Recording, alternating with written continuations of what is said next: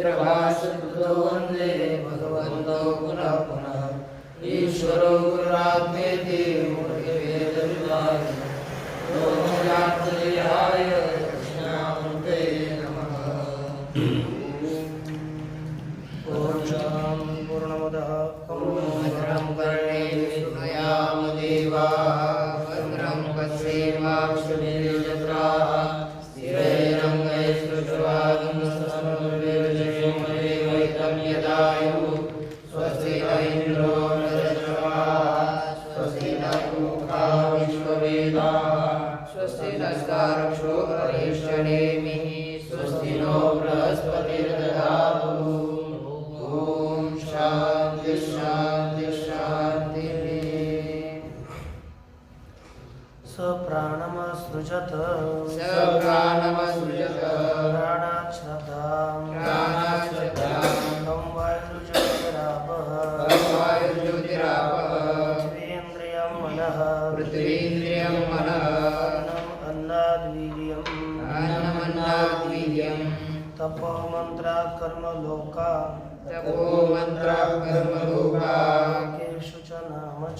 लोकेषु च नाम च। उपनिषदों के विचार के प्रसंग में अथर्ववेदीय प्रश्नोपनिषद का विचार करते हुए अंतिम वल्ली का विचार चल रहा है। इसमें षोडश कलश कला विषय पुरुष का प्रश्न पूछा और वही सब जगत को उत्पन्न करता है कहते और उसी सृष्टि प्रक्रिया को यहाँ पर आगे बताने जा रहे हैं। कहते हैं ईश्वरेण एव सर्वाधिकारी प्राण पुरुषेण सृज्यते, अर्थात ईश्वर जो पुरुष है ईश्वरेण पुरुषेण एव सर्वाधिकारी प्राण सृज्यते। ईश्वरात्मक पुरुष ने ही सबका अधिकारी जो प्राण है उस प्राण को उत्पन्न किया। प्रश्न करके कथम कैसे उत्पन्न किया तो उसी का उत्तर दिया सह प्राणम असृजत। उस पुरुष ने प्राण को उत्पन्न किया, प्राण से श्रद्धा उत्पन्न हुई, उसके बाद आकाश, वायु, ज्योति, तेज, अग्नि, आप, जल की, पृथ्वी, इंद्रिय, मन, अन्न, इनकी उत्पत्ति हुई। अन्न से वीर्य की उत्पत्ति, तप, मंत्र, कर्म, लोक और लोकों में नामच नाम की उत्पत्ति हुई। देखिए उपसर्ग अर्थ भाषार्थ सह पुरुष सह अर्थात पुरुष उक्त प्रकारेण ईक्षित्वा, पूर्व श्लोक में जैसा बताया स ईक्षण चक्रे, तो पूर्वोक्त प्रकार से ईक्षण करके विचार करके सर्वप्रथम परमात्मा ने सर्व प्राणम हिरण्यगर्भाख्य सबका प्राण जिसका नाम है हिरण्यगर्भ, हिरण्यगर्भ को उत्पन्न किया। वह सर्व प्राणी करणाधारम अंतरात्मानम असृजत, सभी प्राणियों के इंद्रियों का आधारभूत जो अंतरात्मा हिरण्यगर्भ है उस हिरण्यगर्भ को उत्पन्न किया। असृजत सृष्टवान, अतः प्राणात् श्रद्धा, प्राण से श्रद्धा की उत्पत्ति हुई। सर्व प्राणी नाम शुभ कर्म प्रवृत्ति हेतु होता है। यह श्रद्धा सर्व प्राणियों को अच्छे कर्म में, शुभ कर्म में प्रवृत्ति की कारण है। जब श्रद्धा होती है तब मनुष्य शुभ शुभ कर्म करता है, और श्रद्धा नहीं होती तब मनुष्य शुभ कर्म नहीं करेगा। परमात्मा का भजन करने के लिए सब कुछ कहते हैं, लेकिन श्रद्धा नहीं बैठती इसलिए परमात्मा का भजन कोई नहीं करता। हमने यहाँ पर बहुत से श्रद्धा, जिनकी श्रद्धा है वो संध्या वंदन आदि करते हैं, और श्रद्धा नहीं बैठते तो करते नहीं। अर्थात श्रद्धा परमार्थ के लिए बहुत महत्व की है, और ये श्रद्धा होने पर ही ज्ञान होता है। जो श्रद्धावान लभते ज्ञानम, ये भगवान परमात्मा ने बताया था। ये श्रद्धा उत्पन्न हो गई, ततः उसके पश्चात, उसके अनंतर कर्म फलोपभोग साधना अधिष्ठानानि, कर्म के फलोभोग, फल के उपभोग के साधन जो शरीर है उनके अधिष्ठान आश्रय, ये शरीर आदि उत्पन्न हो गए। कारणभूतानि महाभूतानि असृजत, कर्म फल के उपभोग के साधन रूप जो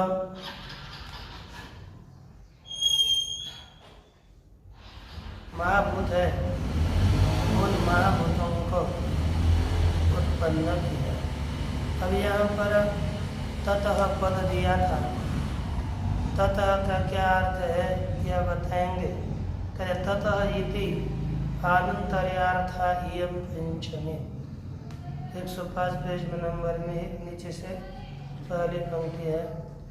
क्या कि यह आनंतर्यार्था, यह पंचमी अस्कार, और इसके उसके पश्चात, उसके पश्चात, उससे उसके अनंतर, ये सबके साथ प्राणात् श्रद्धा, ततः खम, ततः वायु, ततः ज्योति, यह जोड़ते रहना है। उसके अनंतर एवं कहते हैं वो एवं उत्तरात्रापि, सबके साथ यह ततः का, ततः की योजना करनी है। शंका करते न च भूत कार्यत्वात् प्राणस्य कथम ततः पूर्वकालीनत्वमिति, क्योंकि पहले प्राण की उत्पत्ति, पश्चात आपके श्रद्धा आकाश आदियों की उत्पत्ति बताइए। हम वेदांत शास्त्र में श्रवण करते हैं कि समष्टि पंच महाभूतों के मिलित, पंच महाभूतों के मिलित रजोगुण से प्राण की उत्पत्ति होती है, यह बताया है। अर्थात पंच महाभूतों का कार्य प्राण है, और उन पंच महाभूतों के पूर्व में ही प्राण की उत्पत्ति कैसे बताई। तो उत्तर देते कहते इतिवाचम न च सत्यम, आपने जो बताया सूक्ष्म भूत सृष्टि के अनंतर प्राणम असृजनीय सृजत इति कल्पनीयत्वात्, क्योंकि भूतों की उत्पत्ति के बाद प्राण की उत्पत्ति हो गई। इसका तात्पर्य अर्थ है कि सूक्ष्म भूत सृष्टि, पहले सूक्ष्म भूतों की उत्पत्ति, उसके पश्चात प्राण को उत्पन्न किया, ऐसी कल्पना करनी चाहिए साक्षात में। न च एतदनंतरम भूत सृष्टित्व उक्ति विरोध शंका, और उसके बाद, हाँ पहले प्राण के पहले सूक्ष्म सृष्टि की उत्पत्ति की, फिर प्राण को उत्पन्न किया, उसके बाद स्थूल भूतों को उत्पन्न किया, यह बताने में कोई विरोध नहीं है। तस्याः पंचकृत स्थूल भूत विषयत्वोपत्ति है। ये जो स्थूल भूत सृष्टि है ना, वह पंचकृत स्थूल भूत को ही विषय करती है, यानी विषयत्व की सिद्धि होती है। अर्थात बाद पहले, यानी उत्पत्ति का क्रम रखना, सूक्ष्म भूत, प्राण, श्रद्धा, स्थूल भूतों की उत्पत्ति, ये पंचकृत स्थूल भूत विषयक उस कथन की सिद्धि हो जाती है। अतएव भोग साधनाधिष्ठानानि इति उक्तम, साक्षात वैसे ही नहीं बताया। इसलिए भगवान भाष्यकार जी ने क्या कहा, क्योंकि सूक्ष्म भूत भोग साधन के अधिष्ठान नहीं है, स्थूल ही भोग के साधन, भोग साधन के अधिष्ठान है। इसलिए कहा सूक्ष्मानाम तथा त्वायोगा, सूक्ष्म भूतों में भोग साधनत्व अयोग्य है। इसलिए यहाँ पर भोग साधन के अधिष्ठान भगवान भाष्यकार ने कहा है। न चैवमपि स्थूलभूत सृष्ट्यनन्तरम इंद्रिय मन सृष्टियुक्ति विरोध। कहते हैं कि एवं अपि स्थूलभूत सृष्टि के बाद, पुनः शंका करते महाराज, पर एक मन इत्यादियों की उत्पत्ति तो स्थूल भूतों के पहले होती है। पहले सूक्ष्म भूतों की उत्पत्ति, फिर मनादियों की उत्पत्ति, फिर स्थूल भूतों की उत्पत्ति होती है। आपने ग्रंथ में लिखे हुए आपने स्थूल भूत ग्रहण किए, तो यहाँ पर आपको क्या कहना चाहिए था? पहले मन इत्यादि, फिर भूतादि भूत सृष्टि बतानी थी।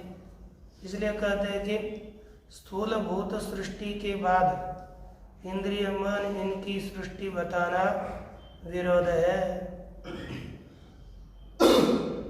विरोध है ऐसा नहीं कहना चाहिए। कहते क्यों? कहते हैं कि भूतारब्ध देहादिष्ठितानामेव तेषां कार्यक्षमत्वेन तेषां तद अनंतरत्वोक्ति। क्यों उनको बाद में मन इत्यादियों का कहा? क्योंकि ये सूक्ष्म भूतों से इनकी उत्पत्ति होती है।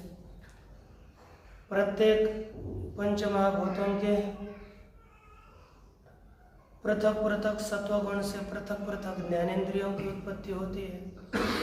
पृथक पृथक रजोगुण से कर्मेंद्रियों की उत्पत्ति होती है। मिलित सत्वगुण से अंतःकरण,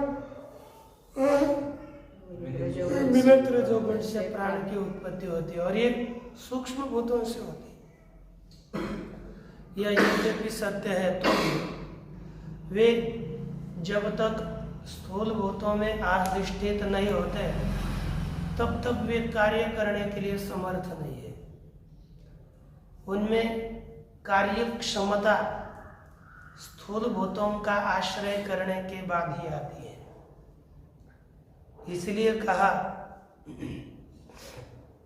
तेषां, देखो, भूतारब्ध देहादिष्ठितानाम एव तेषां, भूत के द्वारा, स्थूल भूतों के द्वारा आरंभ हुआ जो देह, उस देह का आश्रय किए हुए जो इंद्रियां है, उस इंद्रियों आदियों में भी कार्य करने की क्षमता होने से तेषां अर्थात इंद्रियाणाम तदंतरत्वोक्ति, तदंतर अर्थात भूतांतरत्वोक्ति, अर्थात भूत के अनंतर इनकी उत्पत्ति होती है, यह बताया गया है। अर्थात साक्षात इनकी उत्पत्ति इसके बाद ये बताया गया।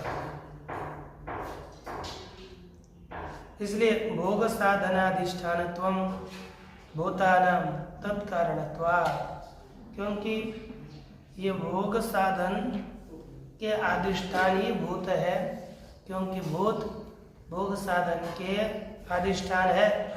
उनके का अधिष्ठान जो देह, उन देह का कारण कौन है?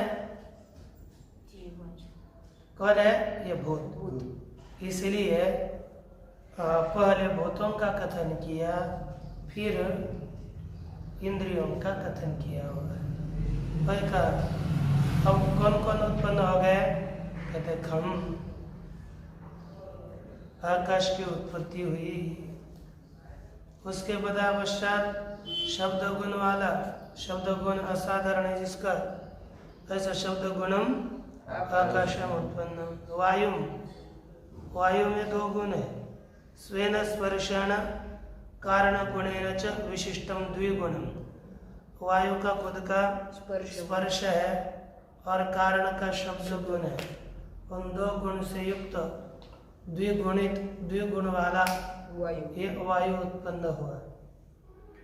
तथा ज्योति ही, उसी तरह ज्योति अर्थात तेज की उत्पत्ति हुई। यह कैसा है? स्वेन रूपेण, अपना खुद का रूप गुण से युक्त, और पूर्वाभ्याम च विशिष्टम, पूर्व के 2 गुण, कारण के 2 गुण, शब्द और स्पर्श कारण के गुण और खुद का रूप गुण। इस तरह त्रिगुणम शब्द स्पर्शाभ्याम, शब्द और स्पर्श से युक्त होकर 3 गुण से युक्त वायु की उत्पत्ति हुई। तथा आप, उसी तरह जल में रसेन गुणेन असाधारणेन, रस गुण कैसा है? जल का असाधारण है। उस असाधारण रस गुण के साथ पूर्व गुणानुप्रवेशेन, पूर्व गुणों के प्रवेश से कारण के 3 शब्द स्पर्श और रूप और खुद का रस, इस तरह से चतुर्गुण 4 गुण से युक्त जल की उत्पत्ति हुई। तथा गंध गुणेन, ध्यान देना है, उसी तरह गंध गुण के साथ, गंध किसका गुण है? पृथ्वी का। और शब्द आकाश का, स्पर्श वायु का, रूप तेज का, स्पर्श वायु का, शब्द आकाश का, ये 4 गुण और पृथ्वी का 1 गुण गंध। उन गंध गुणों के साथ पूर्व गुण के अनुप्रवेश के द्वारा 5 गुणा पृथ्वी, 5 गुणों वाली पृथ्वी होती है। तैरेव भूतैहि आरब्धम इंद्रियम, उन्हीं भूतों के द्वारा इंद्रियों को आरंभ किया। और ये इंद्रिय 2 प्रकार के हैं, द्विप्रकारम इंद्रिय। कौन कौन से? बुद्ध्यर्थम कर्मार्थम च 10 संख्यम। बुद्ध्यर्थम अर्थात ज्ञान के लिए और कर्म के लिए, ऐसे 2 प्रकार, ज्ञान के 5 और कर्म के लिए 5 इंद्रिय, यानी 10 संख्या वाली इंद्रिय पंचमहाभूतों से उत्पन्न होते हैं। तस्य ईश्वरम अंतस्थम, उन इंद्रियों का ईश्वर अर्थात उन इंद्रियों के ऊपर नियंत्रण करने वाला एक मन भी उत्पन्न हुआ। तस्य ईश्वरम, तस्य अर्थात इंद्रियों का ईश्वर, इंद्रियों के ऊपर नियंत्रण करने वाला, इंद्रियों का नियामक। अंतस्थम, ये शरीर के अंदर स्थित रहने वाला। संशय संकल्प लक्षण, संशय संकल्प विकल्प आदि रूप यह मन हुआ। एवं प्राणिनाम कार्यम करणम च सृष्ट्वा, इस तरह से परमात्मा प्राणियों का देह, कार्य, करण, इंद्रिय, इन सभी को उत्पन्न करके तत्स्थित्यर्थम, उस देह के स्थिति के लिए, तत् अर्थात कार्य करण, स्थित्यर्थम, व्रीहि यवादि लक्षणम अन्नम, व्रीहि यव इत्यादि रूपी अन्न को उत्पन्न किया।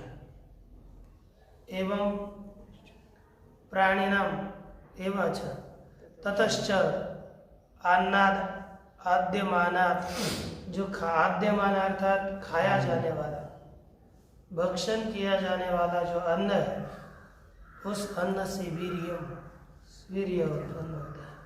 सामर्थ्यम अर्थात बलम, सर्व कर्म प्रवृत्ति साधनम, सभी कर्मों के में प्रवृत्ति का साधन बल, वीर्य उत्पन्न हुआ।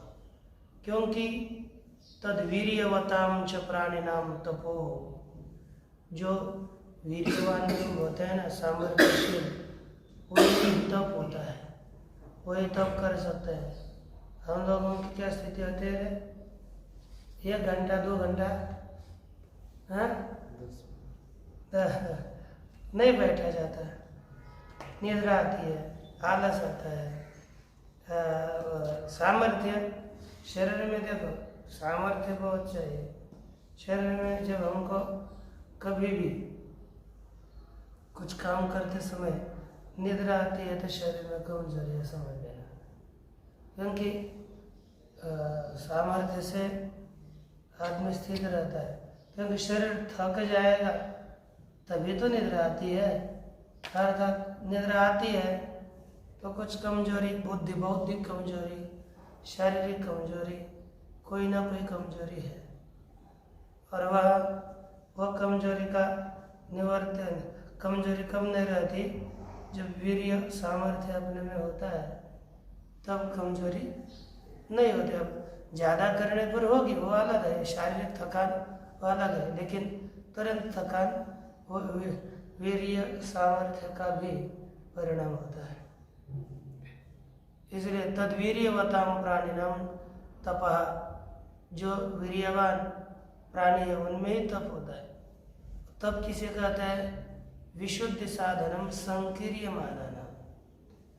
ये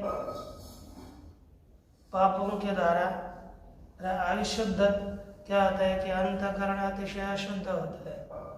अविशुद्ध सत्वतया पापाचरणेन तैः पापैः संक्रियमाना। अब पापों के द्वारा पाप का आचरण किया, उस पाप के द्वारा अंतःकरण युक्त हुआ, ऐसे लोगों के उस संकर के पाप के संकर के परिहार के लिए अर्थात चित्त के शुद्धि के लिए यह तप साधन बताया गया है। यह करना चाहिए, नहीं तो अंतःकरण शुद्ध नहीं होता। और मंत्र तपो विशुद्धांत अंतर्बहिकरणेभ्य कर्म साधन भूता ऋग रुक यजुस्साम सर्वांगिरस। ये मंत्र बताए तब विशुद्ध अंतर्बहिकरणेभ्य, अतिशय शुद्ध अंतकरण और बाहर जो करण है उन करणों से कर्म साधन होता, उनके द्वारा जो कर्म के साधन रूप है, क्योंकि अंतकरण से ही इनका इंद्रियादिकों से इनके उच्चारण अधिक होते हैं। इसलिए कर्म के साधन ऋग यजुस्साम अथर्वंगिरस, ऋग्वेदात्मक, यजुर्वेदात्मक, सामवेदात्मक और अथर्व वेदात्मक, ऐसे यह मंत्र हुआ करते हैं। ततश्च कर्माग्नि होत्रादि लक्षणम। इसलिए कहते हैं कि उससे कर्म को उत्पन्न किया। कौन सा? अग्निहोत्रादि रूपी कर्म को उत्पन्न किया। ततो लोकाः, उससे लोगों की उत्पत्ति। कौन से? क्योंकि लोग है, ये कर्म का फल है। कर्म अर्थात अग्निहोत्रादि कर्म, लोगों की उत्पत्ति के अर्थात जो अग्निहोत्रादि कर्मों का फलभूत लोग है उनकी उत्पत्ति करे।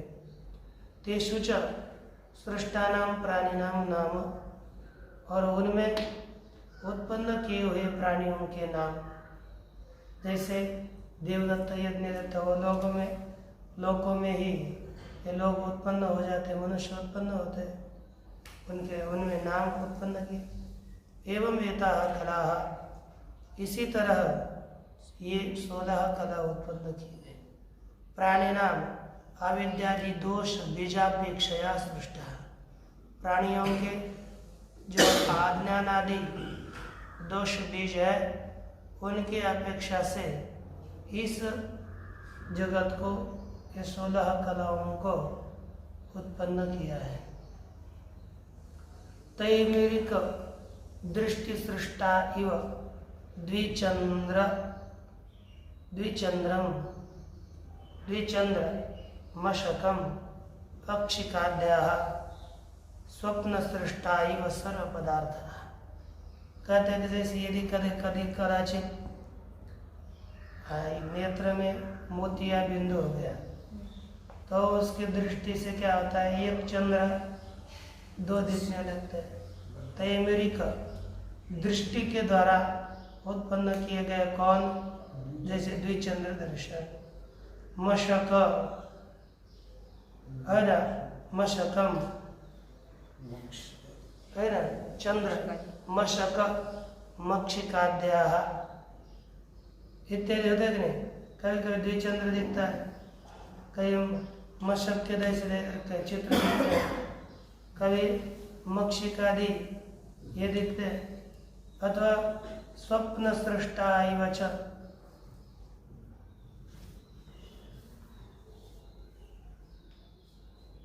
स्वप्न दृक् सृष्टा इवच सर्व पदार्थ, जैसे स्वप्न दृष्टा के द्वारा उत्पन्न किए गए स्वाप्निक सभी पदार्थ, उसी तरह ये सब उत्पन्न होते हैं पुनः तस्मिन्नेव पुरुषे प्रलीयन्ते।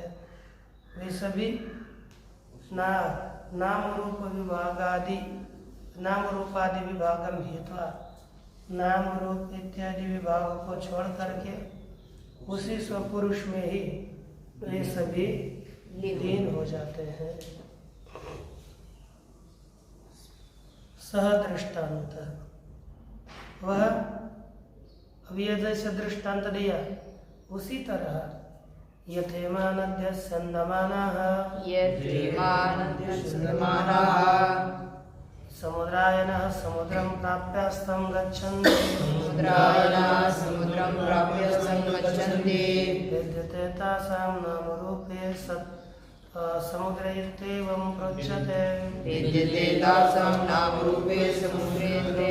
प्रोच्यते। एवमेवास्य परिदृष्टुरिमः षोडशकलः पुरुषायणाः पुरुषं प्राप्यास्तं गच्छन्ति विद्यते चासां नामरूपे पुरुष इत्येवं प्रोच्यते। स येषु अखलो अमृतो भवति तदेष श्लोकः। स यथा, वह दृष्टांत यथा कहते हैं कि इमः नद्यः स्यन्दमानाः, यह स्यन्दमानाः नद्यः, स्यन्दमान अर्थात बहने वाली नदियाँ, ये जो गंगा इत्यादि, नर्मदा इत्यादि जो बहने वाली नदियाँ हैं वे समुद्रायनाः, कैसी है, समुद्रायन, समुद्र ही आश्रय वाली है, इनका आयन परम गंतव्य कौन है, समुद्र। समुद्रम प्राप्य अस्तम गच्छन्ति, ये सभी नदियाँ समुद्र को प्राप्त करके अस्त हो जाती है। विद्यते तासां नाम रूपे, उनके नाम रूप नष्ट हो जाते हैं। पुनः समुद्र इत्येव प्रोच्यते, नाम रूप नष्ट हो जाने के बाद उनको क्या कहा जाता है, समुद्र। अब समुद्र नदियाँ, उनको कभी पानी में समुद्र में जाने के बाद ये गंगा है, ये नर्मदा है, ये कावेरी है, ये नहीं कहा जाता, उनको समुद्र ही कहा जाता है, क्योंकि समुद्र है, कितने गंगा उसमें जाकर डूबेगी, इतना बड़ा समुद्र, समुद्र की कौन सीमा का कथन करें। कितने ही गंगाएं गए तो ये उसमें कुछ होने वाला है, पर कितना भी बर्फ पिघल कर चला गया, समुद्र कुछ बढ़ेगा क्या है? बोलते हैं कि समुद्र हिमालय चला जाएगा तो ओढ़वाने लगने अंदर है ना। पुनः एवं एवास्य परिदृष्टो हो, एवं एवं इसी तरह अस्य परिदृष्टो, यह जो सभी का दृष्टा है परमात्मा, उसी से इमा षोडश कला, यह सभी 16 कला उत्पन्न होती है। यह किस में रहती है, पुरुष आयन, पुरुष आयन वाली यह 16 कलाएं हैं पुरुषम प्राप्य हस्तम गच्छन्ति, पुरुष को प्राप्त करके हस्त को प्राप्त होती है। विद्यते चासाम नाम रूपे, इनकी नाम और रूप छिन्न भिन्न हो जाते हैं। पुरुष इति एवं प्रोच्यते, और यह क्या कहा जाता है? पुरुष यही कहा जाता है। स येषु अकुलो अमृतो भवति, वह यह अकल निष्कल अमृत हो जाता है। तदेश श्लोक, यही उसका श्लोक है। अब देखिए भाष्य।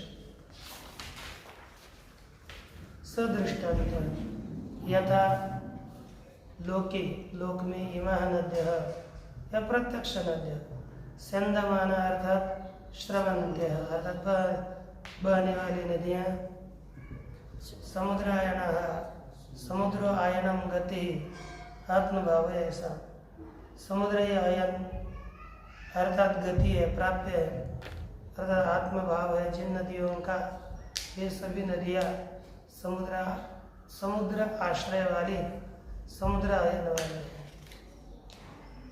समुद्रम प्राप्य, समुद्रम अर्थात समुद्र को, प्राप्य अर्थात उपगम्य, प्राप्त करके, अस्तम गच्छन्ति, अर्थात क्या करते हैं? नाम रूप तिरस्कारम गच्छन्ति, अपने नाम रूप को तिरस्कार करके प्राप्त हो जाती है समुद्र को। फिर उसका यह गंगा, यह नर्मदा, ये नाम नहीं रहता और उसका रूप भी नहीं रहता।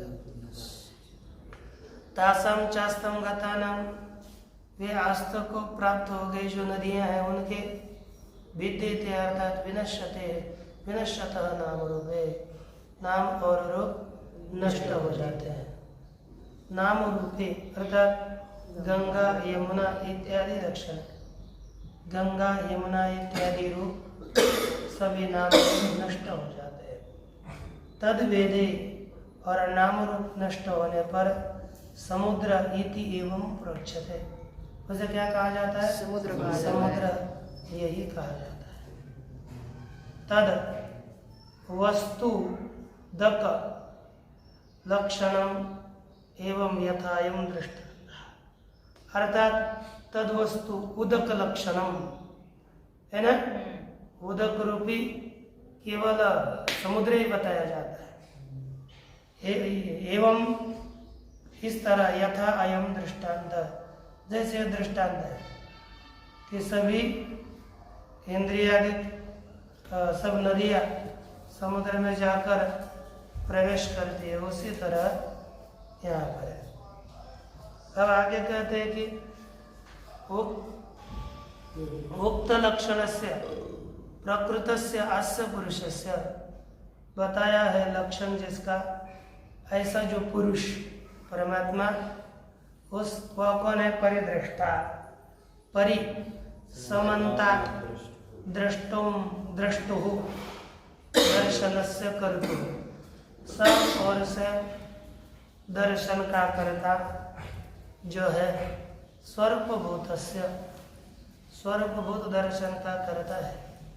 यथा आर्कः स्वात्म प्रकाशस्य करता, जिस तरह सूर्य आत्म प्रकाश का करता है, सर्वतः सब ओर से यह करता होता है।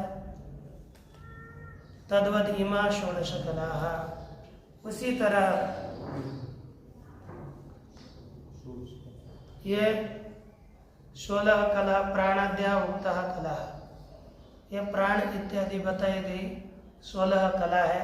वे कला पुरुषायना, ये पुरुष आश्रय वाले, पुरुष गति वाले ये। नदी नाम इव समुद्र, जैसे नदियों का समुद्र आयन है, उसी तरह पुरुष आयनम, इन सभी कलाओं का पुरुष आयन है।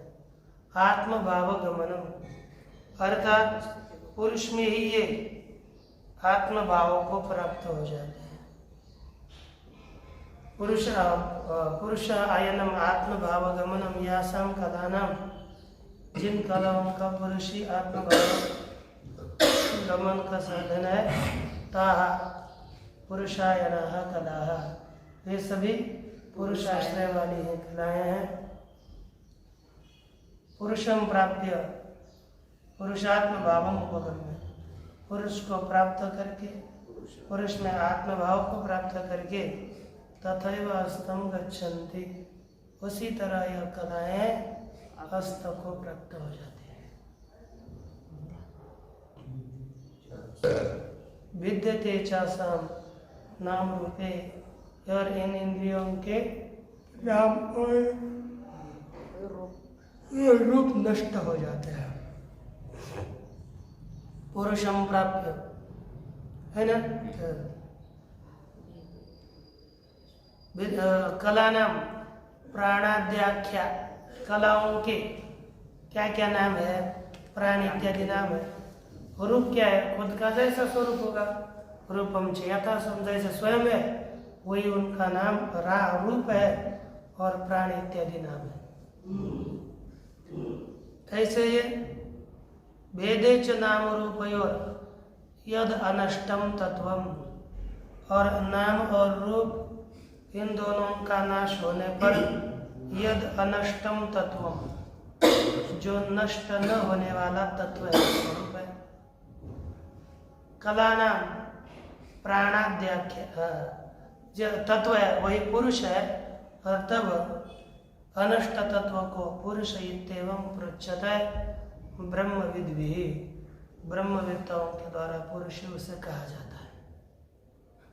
यह एवं विद्वान गुरुना, जो इस तरह जानने वाला पुरुष, गुरुना प्रदर्शित कला प्रलय मार्ग, गुरु के द्वारा प्रदर्शित किए गए कलाओं के प्रलय का मार्ग, स एष, वह यह मार्ग, स्वविद्यते विद्या, विद्या के द्वारा, प्रविलापितासु अविद्या काम कर्म जनितासु प्राणादि कदासु, विद्या के द्वारा लीन, प्रविलापिता अर्थात प्रकृष्ट रीति से लीन कराए गए हैं अविद्या काम कर्म जनित प्राणादि कला। अविद्या काम कर्म जनित प्राणादि कलाओं को लीन करने पर अकलह, ये क्या हो जाता है, अकल, अविद्याकृत कला निमित्त है ना, अविद्याजन्य कला निमित्त वाला यह है। और वह पुरुष अविद्याकृत कला निमित्त ही मृत्यु हो, क्योंकि अविद्याकृत कलाओं का कला निमित्त की मृत्यु होता है। तद अपगमे अकलत्वात्, जब कला आएंगी तब मरेगा मनुष्य, लेकिन सब कला ही निवृत्त हो जाएगी तो मृत्यु कहाँ से होगा, मृत्यु नहीं होगा, इसलिए वह अमृतः भवति, यह आत्मा अमृत होता है। तद एतस्मिन् अर्थे एष श्लोकः, उसी इस अर्थ में यह आगे बताया जाने वाला श्लोक है। वह अब आगे का केवल अंतिम दो मंत्रों का विचार कर देखेंगे। ओम नमो बुद्धाय। ओम शांति शांति शांति।